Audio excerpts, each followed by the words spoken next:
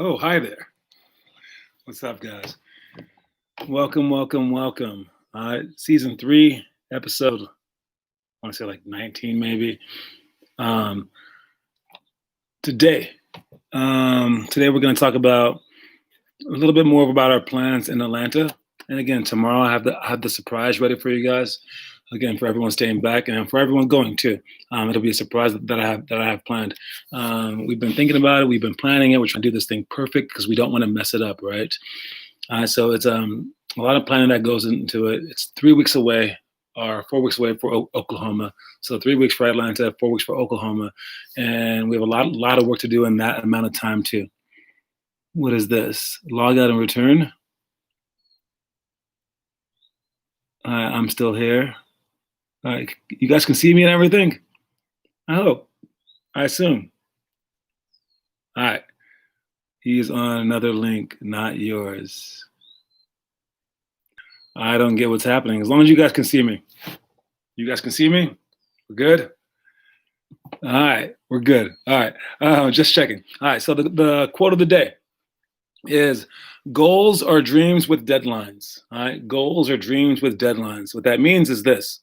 We all have dreams, and we're all told don't dream too much, or like it's great to dream or whatever, right? But dreams are these imaginary things that are just out there. Like I want to be an astronaut, I want to be a dentist, whatever it is. We all have our dreams, but goals are better than dreams, because when you have goals, all those are dreams with deadlines. And the deadline is I'm going to do this by next Friday. I'm going to do it by next year. And you don't want to just have a faraway deadline, like I want to make the NBA in 12 years or 10 years or whatever it is. You need to have smaller deadlines along the way. All right. And those are called milestones, I believe. All right. And you want to hit your milestones as you get there. So I want to be the best player in the city by 9th grade. That's a good goal. I want to get 1,000 shots a day up for the entire summer. That's a great goal. All right. Short-term goals equal long-term results. All right. So make sure you guys aren't just dreaming. Don't just dream. You want to have goals. And in your life, you want to have goals with deadlines. And I don't care how young you are, even Leandre over there, you want to have goals with deadlines. All right. When do you want to do this? When do you want to when do you want to steal? When do you want to be able to dunk? When do you want to be able to work out for 2 hours straight a day? All right. When do you want to be able to do those things? And that will propel you to the next level, not just I want to make it to the next level.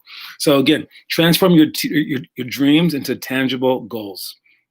All right. And speaking of goals, our goal again is 3 weeks away. All right. We want to be able to make it. We want to be able to play in 3 weeks. And that's going to be hard because, we're not going to have team practice in the meantime. But unlike other teams, we do have a plan. And again, that plan is in here. And let's make sure that we read everything. Let's make sure that we stay smart, because the only thing that we're not having is team practice. Well, no one else is having team practice either. And even if they are, their team practices aren't as good as ours. All right. So make sure that you as an individual stay ready. That's easy. Most people are doing that. Or at least we're doing that. But for the team practice days, the Tuesdays and Thursdays, really read through the stuff. Watch the videos. Know where to stand, because that's all team practice is. No one's shooting during those things. No one's like, getting their dribbles in during team practice. Everyone's just standing there, watching where to go, memorizing plays, right? So look at our offense. Go through all that stuff, especially if you guys are going to Atlanta and to Oklahoma. So watch our plays. Look, it's all on our website. Go through our stuff every single day so you can know our defensive tendencies, our defensive habits, things that we want you guys to do, and so that our goals are tangible and that we can hit them in 3 weeks. All right, our first drill is for the elementary school drill, and that is 5-on-5, oldest versus youngest. I like this one because that's the audacity one. That's the put up or shut up one, right? That's the one where you get to just pound the younger team. You're the older guys, you get to just pound them. And I love having a team that's like high school, or like college even, or even like the pros, where you have young people and old people on the same team. I mean, because college is rarely just 15 seniors. Actually, I'm pretty sure it's not that. Blake, you love that drill? It's pretty cool. And in the NBA, they rarely just have an old team or just a young team. They usually have freshmen who make the varsity team, or some sophomores, or some juniors, along with the seniors. And they have to mix every now and then. And then the young people are supposed to just sit and shut up. But this is their chance to say, no, I can do more. Watch me. And you'll have a chance to do a lot more, a chance that you would not normally have. And for the seniors, you guys get to just put it to them and say, this is why you're on the bench. This is why you're watching. And it's that dynamic that allows for these players to want to become better and for these players to want to remain as good, and pushes everyone in a certain way. And if these players can step it up, man, the seniors are scared. The seniors become scared. So I love this drill. It really pushes everyone. And if you get beat by them and you're not as skilled as the older players, you're not as whatever, at the very least, show them your heart. Because you're supposed to win, right? The younger grades, 8th graders play against 8th grade, 7th grade plays against 7th grade, because even 1 year up, you're going to be losing. Even 1 year up is too much. It's too physical, right? Even 1 year up then. And then you have to play 3 years up for high school if you're good enough to play a varsity. That's crazy, right? Well, you can lose, but at least show them your heart. So by the end of the game, they're like, wow, I killed them by 90 points. They never gave up the entire time. That was amazing. All right. So you want to be that person. You want to be that kind of player where against all odds, you're doing it. And every summer we do this, but this summer will be no different. We have that chance to do that. I always put you guys in higher divisions.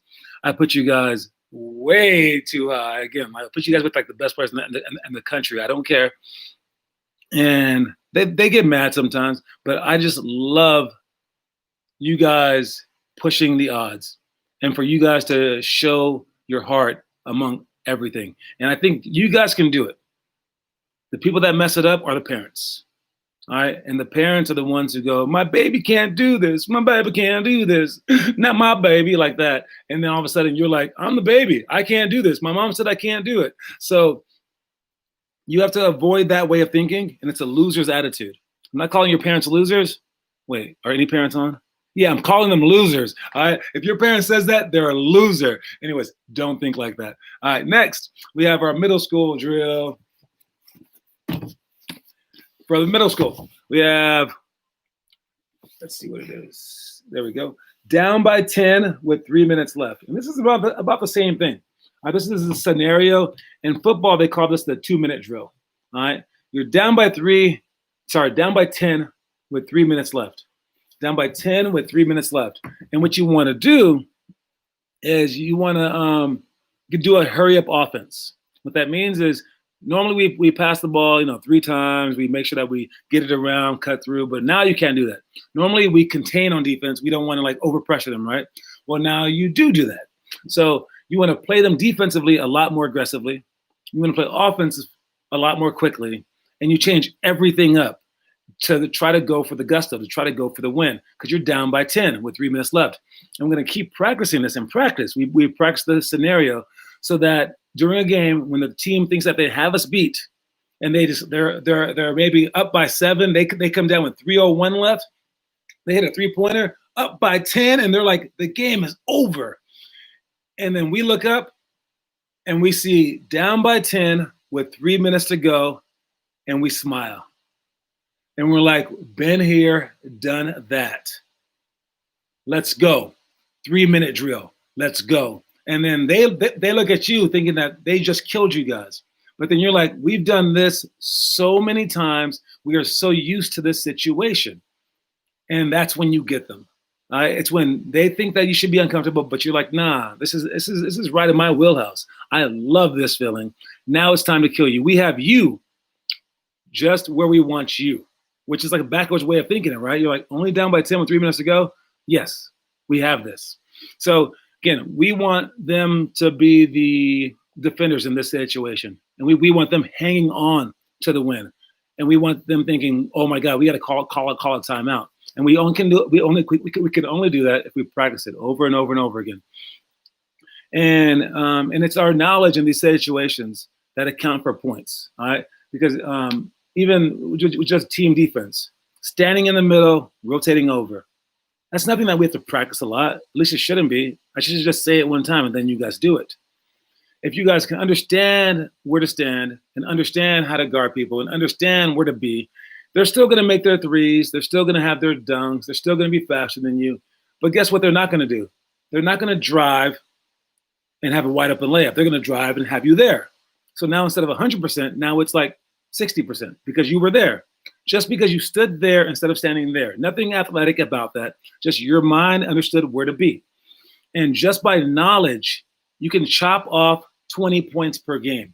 And if the team was supposed to beat you by 18, now you beat that team, not by improving your ball handling, your shooting, your strength, all the things that we're working on right now, not by improving those things. Those things can stay bad. Who cares?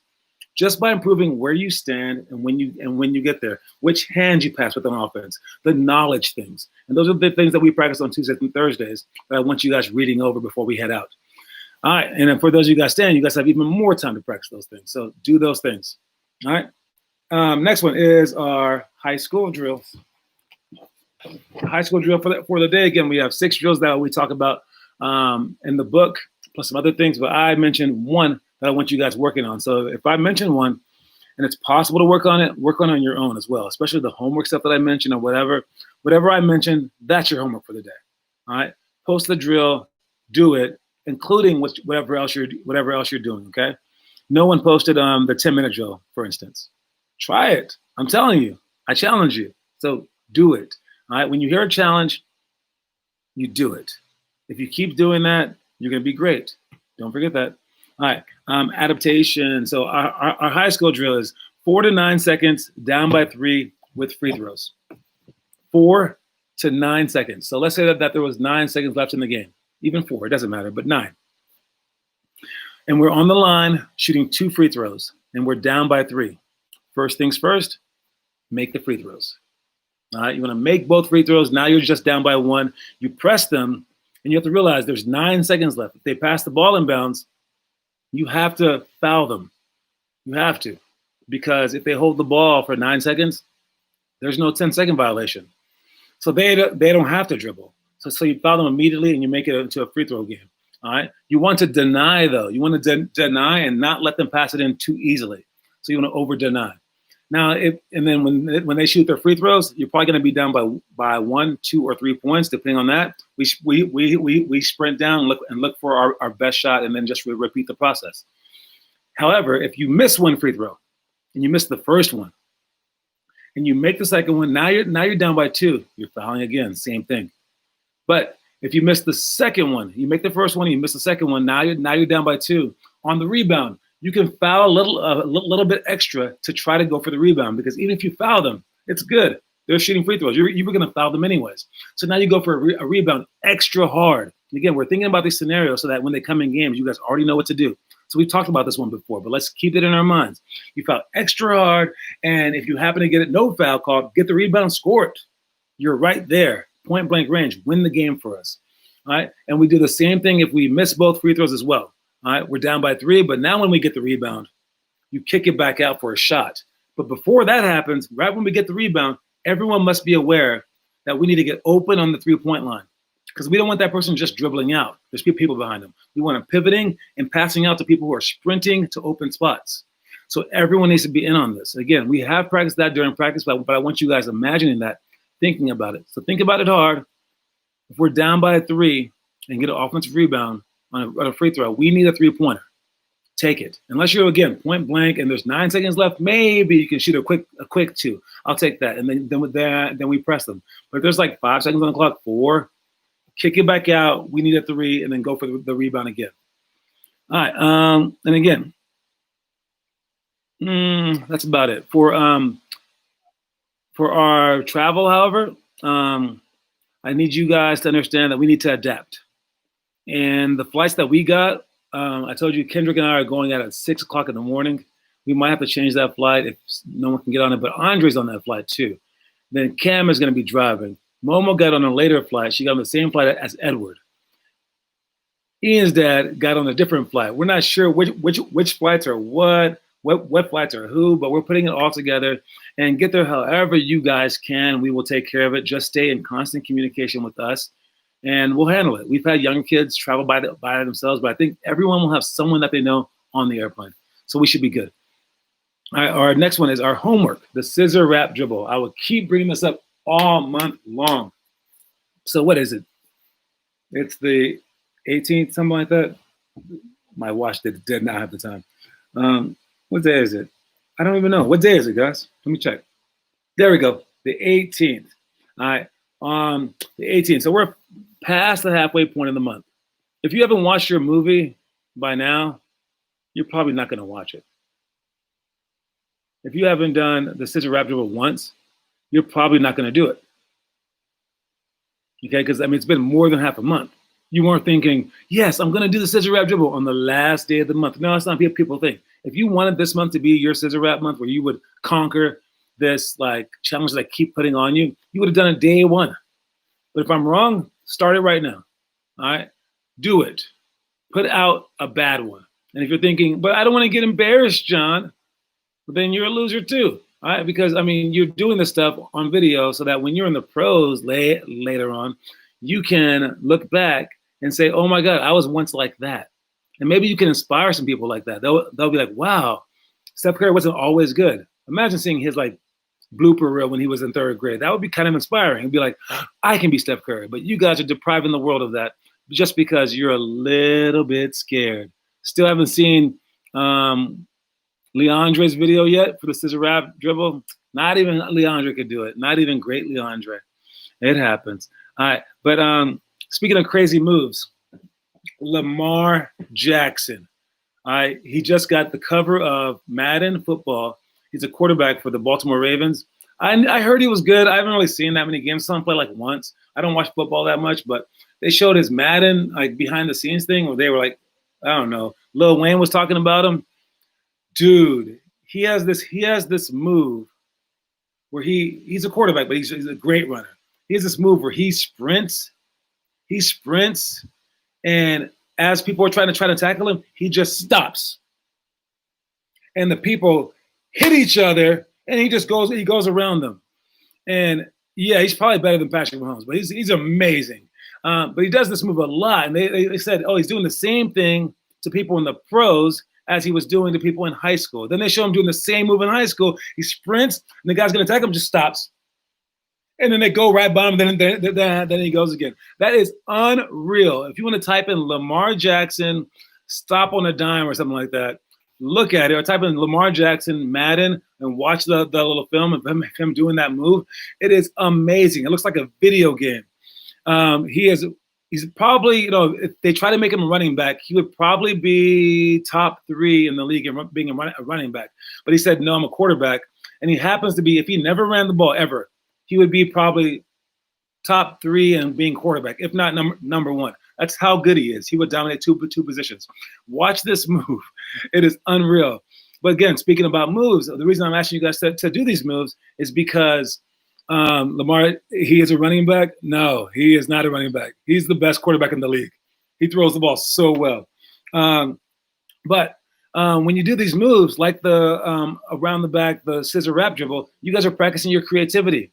And basketball is the most creative sport in the entire world. So why would you guys not want to practice creativity? That's like the most important part. So and you guys can say that you're practicing it, but you're not pushing other people to practice it. You're like, oh yeah, I'm doing it on my own, John, secretly.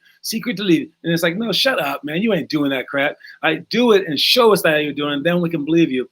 Scissor wrap dribble, I want to see that however bad it looks, you do it over and over and over again until you have it. Got it? Because again, creativity is what it's all about, and that's what makes sports fun. So figure this out. All right, next thing, we have our daily challenge. The daily challenge for today is the 10th grade challenge I'm picking. And the 10th grade challenge is you guys are doing, we have Krishna in the 10th grade. Couldn't run. He'd for sure not be the best quarterback. Now, I don't know about that. He threw the most touchdowns, threw the least interceptions. Kind of equals great quarterback. I don't know, Armand. We'll see. Anyways, he's MVP. That's all that matters. But Lamar's a kicker. The 10th grade drills are mastery, and our mastery drills, it's on those drill sheets along with Fast Class, Dribbling Dojo, all those. The mastery one works on a little bit of everything. And you want to try doing that for like 21 straight days. And that's what the 10th grade is doing right now. They should be on day 8 of 10. Sorry, day 8 of 21. And again, we only have Krishna on that one. What other 9th graders do we have right now? 9th grade about to be 10th graders. I'm not sure. But that's the one that you guys could do right now. So again, if you want to add to that, to what you're doing today, you guys can add the mastery drills. It's just like 21 jumpers, 21 push-ups, 21 dribble, or it's like something like that. It's basically just like 10 different drills, do them 21 times. It's not so hard, but you can film it, put mastery on the title, and it could be your additional workout for the day. Okay, I know it's for the 10th graders, but you guys can add yourself to it as well. And speaking of mastery, we don't have many players going. We got Momo, we got Andre, that guy Cam, got the other players as well.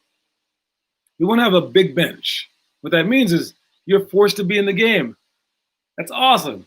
That means that no matter how bad the game gets, you're still in. You will get better because of this, all right? And you will find out all your faults. It'll be embarrassing. It'll be hard, but you're going to make it through. You will survive this. We've had players crying. Sorry, you're still playing. You just keep playing, keep going, keep going. And in a way, you're learning mastery because you won't be able to get away with not rebounding. You're going to have to try to rebound. You won't be able to get away without shooting because you're going to have to shoot. Sorry, we're going to need you. You're going to have to dribble. You have to do every single aspect a little bit of basketball because we can't just hide you in the corner. All right, you must play. You must be a part of this. We can't just say, go out there for 2 minutes, come back. Nah, let's go out there for 40 minutes. Ain't no coming back. I need a breather, coach. Sorry. Now you know how the starters feel. All right, so it's going to be a really great time to master all of your skills. All right, and that's how I got good. I had to master everything because I couldn't be good at just one thing. My team needed me to be many things. And people always applauded me for what I was able to do in the term of that I could just do everything. And for me, what I thought of is that no matter how bad I was having like a bad day at this or that, I could always switch my focus. I can be like, oh my God, my defense is so bad today. I'm going to rebound the crap out of this ball. Or my rebounding's bad. I'm going to be the best passer today. Whatever it was, I could just switch my focus or try to be great at all of them. So being versatile is an amazing thing. All right. So again, seize your opportunity, guys. The movie of the day. This movie's fun. All right. The movie of the day is the 3rd grade movie. The 3rd grade movie is The Karate Kid. All right, The Karate Kid, wax on, wax off. All right, and in The Karate Kid, they had a bunch of magical scenes and stuff like that. They had a really cool one where it's what I try to do with some of our drills. He made this kid who wanted to learn how to do karate. He made him paint his fence. He's like, what? Okay, I guess he wants me to do some chores to harden me up. Then he made him wax his car, wax on, wax off. He's like, oh my God. Then he made him sweep the floor. He's like, why am I sweeping? And after like a month of doing this, he got mad at the guy and goes, you're not teaching me anything. Of course, I'm telling you way too much of the movie, but don't worry. You should have already watched it by now, 3rd graders. But he goes, you're not teaching me anything, dude. He goes, what? I'm not teaching you anything. You're not teaching me how to fight. I came here to fight. He goes, okay. He goes, ready? Show me paint the fence. And he's like, what? He goes, okay, paint the fence. He goes, okay. So he starts painting the fence with his hands. And then he goes, oh, ah, and he like blocks the guy. He goes, oh. And then he goes, show me wax on, wax off. And then he goes, ooh, ooh, like that. And he like taught him all these moves, like sweep the floor. And he was teaching him the entire time. It was really neat. But the one part that I wanted to point to is the magical part, He gets hurt during one of his fights. And the old Japanese guy goes over there. I think he's Japanese. And he goes like this and he goes, and he puts his hands on the guy's like leg that couldn't even move or whatever it was. And then the kid could like walk again, basically, because I don't know what he did. He had like the Mr. Miyagi mojo or something like that. And it just reminded me of basketball and everything. You've seen The Karate Kid, Gavin? Nice. There was 3 of them, but they got worse. Anyways, the magic that he did actually it's not magical. It's all in your mind. All right. In real life, that's called a placebo. A placebo is a pill that you can take to cure you of any disease. But really, the pill's made out of sugar. It's a fake pill. But because people's minds are strong, they can heal themselves. It's crazy, right? It's crazy. But think about this. There's some monks in China who can sit down in the snow naked and melt the snow around them. And then you think, no, that's fake. Until you realize, I think I told you guys this before, when maybe like you're scared, your body actually gets colder. Or when like maybe a hot girl passes by, you're like, hey, you get warmer. Or like when you're embarrassed, your body will literally get warmer when you're embarrassed. Like you're hot to touch. That's how much control your mind has over your body if you know how to control it. And they've even given placebos to cancer patients. They've shown them like funny videos or something like that.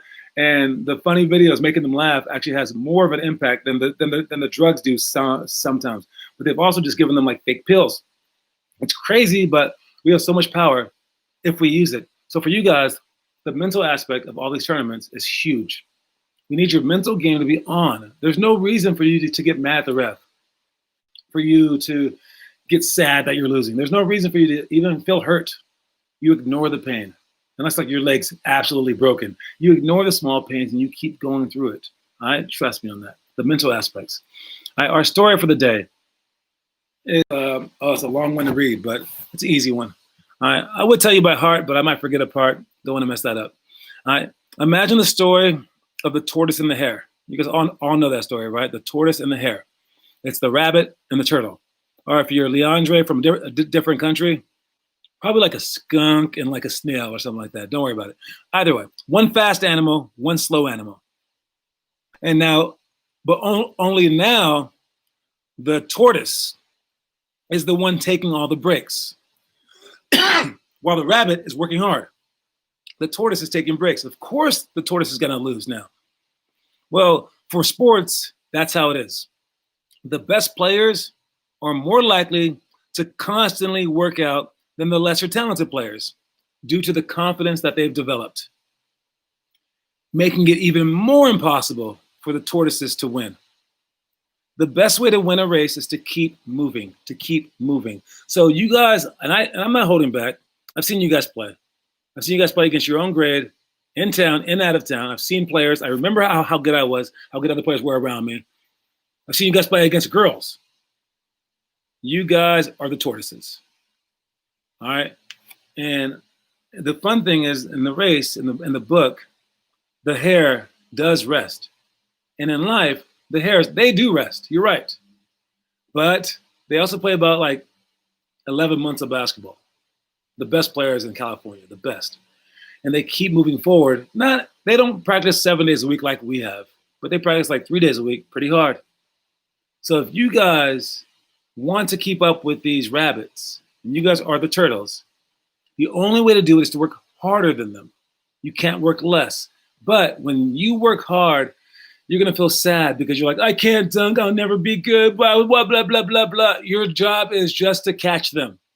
Your job is to work 20 times harder than they do just to equal them. And that's how it is. All right? You can't wish that God can make you taller or whatever. It is what it is.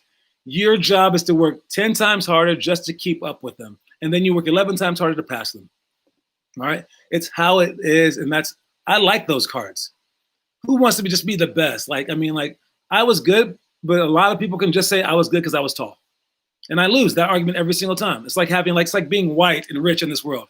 You can work your butt off, and then when you're like, I'm a billionaire, they're like, so you were a millionaire when you started. Who cares? And you're like, wait, so there's nothing that I could have done? Nope. Whatever. We don't care about any of your successes, right? It's almost better to be behind. So you guys are behind. You guys are the underdogs in basketball.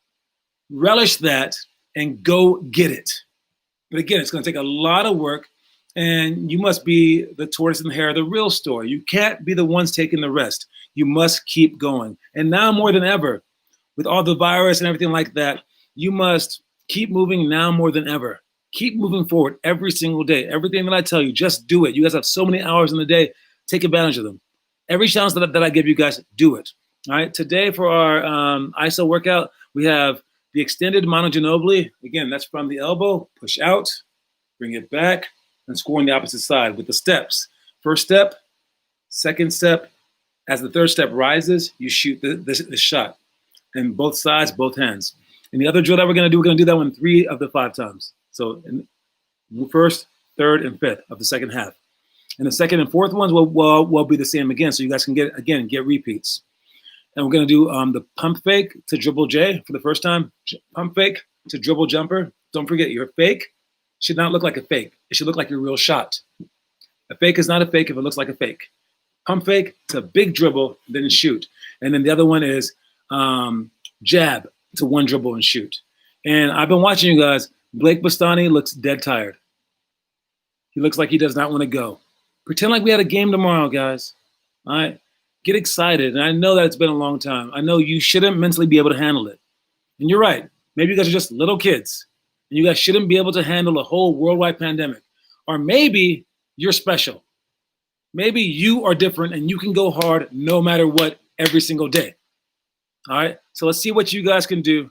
And I'll see y'all in about 30 minutes. All right? Talk to y'all later. And don't forget, we have a big surprise tomorrow. Peace, y'all.